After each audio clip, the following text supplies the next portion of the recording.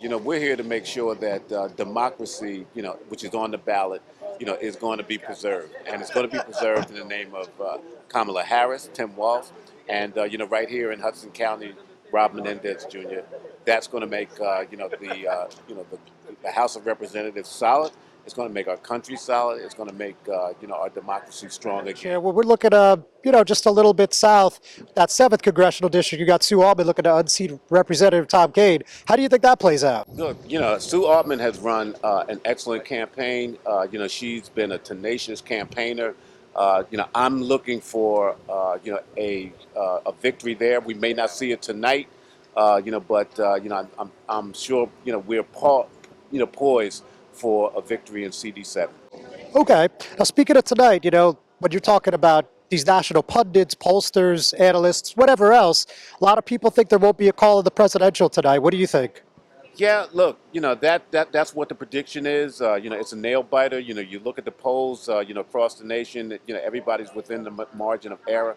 But look, miracles, can be upon us, and we can, hopefully feel or see something tonight that might surprise America, and that surprise will be Kamala Harris, with a victory. We're looking at 7 states, the significant 7. One of those is Pennsylvania, another is North Carolina. If we see, some substantial margins in those 2 states, it's game over, and Kamala Harris is the president of the United States. Listen, I think you see great numbers across the district. People are turning out, and I think there's a real genuine sense of excitement. It's palpable, and I think there's just a lot of joy that people have to finally have the opportunity to vote, especially for Vice President Harris. All right. So look, obviously we could talk presidential for hours, but we won't.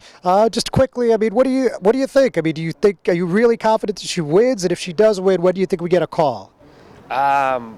I am confident she wins. I think it's the momentum's breaking her way the last couple of days.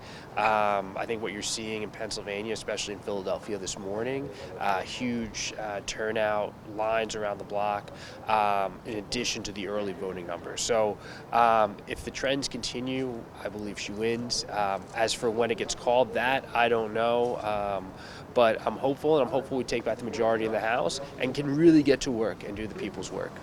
All right. And now 2 important races, New Jersey and Hudson County and beyond are probably looking at. First in the 7th district, a little south. What do you think of Sue Altman's chances? She's done an incredible job. She's ran an incredible race. It's a tough district, but she's done everything she can to put herself in the position she has for today to come out on top. And so I think it's going to be a real tight election. Obviously, the most competitive in the state, but you couldn't have asked her to run a better campaign. And so we'll continue to monitor that and hopeful that she pulls it out. And we have another colleague in the delegation.